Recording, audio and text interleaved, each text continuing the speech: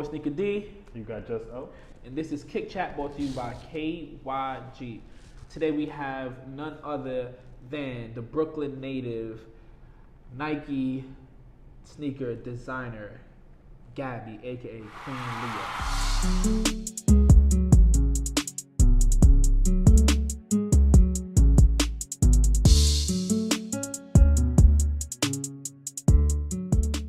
Welcome to the show. All right, so the first question we always ask all of our guests is, what sneaker got you into the culture? Right. I've been playing basketball since I was mad little, so the Iversons, Reebok were always my go-to. Like the Dark Fishes? Nah. Okay. But when I really started collecting, the first pair that I could remember was the Adidas Pro Mama. She was a woman designer and she did a collab with them. She was a DJ and it was like really hard to get those. So I had to go like on blogs, Nike Talk to find it. Only one store in New York had it. All right, so you went from chasing down a pair of sneakers designed by a female in England to actually designing your own sneaker with Nike. Can you please tell us how that contest experience was? It was like 19,000 people or something. I don't know the exact number, but out of those, they went down to 200, then they went down to 3, so I was one of the 3. And from that, you had to like vote who would win, and I won from there. And then they called me in, and actually Sean Witherspoon, who had done it, sent me a video. Like, they put me in a boardroom, and he was on the TV, and he was like, "What's up? I want to be like the first one to tell you you won." That's fine. What up, Gaby? I wanted to make sure that I was the first one to tell you congratulations, because your shoe was voted the winner of Nike On Air to represent NYC. So I'm excited to see your shoe come to life. I'm actually really hyped to see your shoe come to life. I know you are. I know the rest of the world's going to be. So get ready. It's going to be a fun journey. I was like, sick. Like, and then after, it's like a whole process. Like, we went to HQ in Portland, got to like actually color. Private jet? No, that would have been sick. Nah, Okay. I was happy they got me a seat, like on a regular flight. But yeah, like they got the airplane, hotel. You get there. HQ was amazing. Like, we got to go in certain places that other people don't usually go to. You got to do like the Drake shopping? The Drake shopping. That You got to do that? Yeah. Dang. Yeah. You see any Dark Fishes while you were there? If I find some, I will. Thank you. Nike HQ, I'm coming for my D Fishes. All right, so yeah, you go to HQ. Yeah, and then they basically give you like time with the actual like designers that are there, like the hired by Nike, and you work through editing what I wanted to do, colors, material. It was like 2 or 3 editing sessions, and then they came with the sample, and I was like, it's not what I thought it was gonna be. All right, so in the editing sessions, like, you have a design on paper, and they put you with people that are probably like, this is what they do. So was there a lot of like pushback, like, okay, like, we see what you want, but this is like what we think will look like? Was that kind of like a push and pull situation, or was that like super smooth? It was smooth. Like, whatever I said, they were cool with it. It wasn't until the end where I got like the sample where they were like, yeah, we couldn't do this, we couldn't do like, so for example, on the bottom, I wanted to do the subway map. Yeah. And they were like, MTA, scratch that. They didn't do something like, nah, the lawyers didn't approve that. So like certain things, like it's lawyers, you know. Got it. And while you were in there, how many females did you see? Like, That like work for Nike? yeah. I mean, it was a lot actually. I don't know if it was just because I was a woman too, or they just like paired me up with people, but it was a lot of women that I saw work there. I was surprised. That's like, dope. And even like they took me to meet like the Jordan team and stuff, and it was like all women and stuff. So I was like, That's fire. Yeah. That's dope. Look at y'all, Nike. You're doing way better than Reebok. Okay, so I don't think we can have a sneaker show without addressing the pandemic that we are currently going through. So this is a question for all of us. How has the economic insecurities of 2020 altered the way you view buying sneakers? I'll take the lead on this one. Mostly because I feel like I haven't been speaking. Hi guys, out there in TV land. But for me, I'm thankful I have a job which I currently am still doing throughout the pandemic. So for me, in particular, I was able to get some of the sneakers that I wanted to get. If I was a person not in the field that I was in, and I wasn't able to get to these sneakers because of the pandemic, then that'd be a different story. But then, me being the person who I am and loving sneakers the way I love sneakers, then it just goes into like how I would go about getting these sneakers. When the realization that, listen, things are not gonna go back to how they used to be for a long time, I think that's when I realized, like, yo, I may really have like an addiction. Because like the normal mind state would be like, yo, like we gotta figure out like food, rationing, and like the first thing I like seriously, I opened my bank account and I really like started to make a list on how am I going to like make sure I have money for sneakers. Like food was second, but first thing was like, all right, let's look at 23isback.com. What's coming out? What can I not have? And how am I gonna make sure that no matter what happens, I have enough put away for those?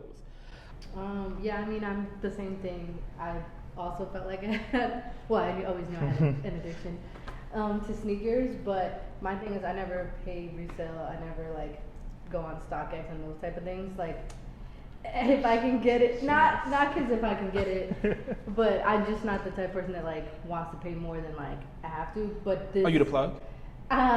She might be the plug.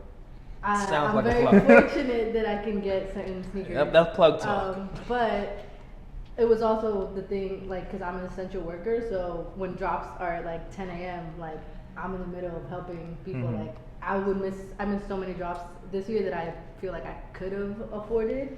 But then I also thought about it and I was like, yeah, I really didn't need those shoes. You know what I'm saying? Like, but it did make me feel like too, like the stores and stuff, because people hit me up too and be like, yo, we got this pair, like, it's your size. And I'm like, oh, like, I don't really need it, but then I feel bad because I know, like, they need it, like, too. So, yeah. Size 10. I'm just saying, like, these stores that are hitting you up that never seem to contact me. Just like, you have a size 10? Like, we definitely can work this out, Gabby. All right. Also, 2020, while coronavirus did ravage the year, we did have some good news. Something that really stuck out to me is the sneaker culture went from kids standing on a line and people walking past like, yo, why are you guys out here? And just not understanding why there are people that may be on a line for 2 to 3 hours to 2 to 3 days. To Vice President Kamala Harris going on sneaker shoppings with Joe LaPuma, and like, you know, in the attempt to like connect with the sneaker culture, like she's running this part of the campaign process and strategy, like, yo, we want the sneaker culture's votes. Like, I just thought that was like super dope. Like, how do you guys feel about that? It was dope for me as a woman to see, especially because I work, like I said, in a grown-up job, like daytime, so I do have to dress up and like be in boardrooms with like higher up people, and like I walk in there with my sneakers and like, so right. Seeing that too, I think it kind of also helps with society's views of like women. Mm-hmm. Like you could wear her pantsuit and like whatever and still be rocking sneakers. Like it doesn't matter what you're wearing, it doesn't affect like what college you went to or what. For me, yeah, it's amazing. It's amazing to see, especially 2020 kind of being a year. We just had a show talking about our top kicks in 2020, and the one that made it was a woman exclusive sneaker. So for our vice president to be a woman, now trying to, dive into the culture, having that approval, having that like want to, was super amazing to see. If you're listening, hey, if it gets out to you, we got a show too. Come on the show, but it's still amazing to see. In the term of significant others, how important is their shoe game to you? That's a good question. It's actually funny because I feel like everyone that I've dated or like been in a relationship with has not like been in the culture or like I had to buy sneakers for them. Like I feel like I upgraded their, which is fun for me too. So they rolling with Chelsea boots. How you feel? They rolling with some Chelsea boots. How you feel? I mean, obviously it's not like I'm gonna be dating someone that's that good. You have to have like at least one pair, like like at least. But it's funny because like there was someone that I was talking to recently, and they were like, oh, and they sent me the collection. It was like 5 sneakers. I'm like, that's cute. Like, like I feel bad, but it's like. What about Sperry's? They got some boat shoes. They got a boat. It's different, but. No, that's the boat shoes. Nah. Boat shoes with no boat. They have to be better after we break up, if anything. Is it important for you guys? Oh, facts. This fashion is very important. It's recently became very important, but before it wasn't. Mostly because I just wanted understanding. For me, like it was just like I'm gonna get these amount of sneakers, and you just gotta be okay with it. Yeah. But now it's like I want to share this experience with you. D? It's not important to me. We don't have to share everything. No, listen.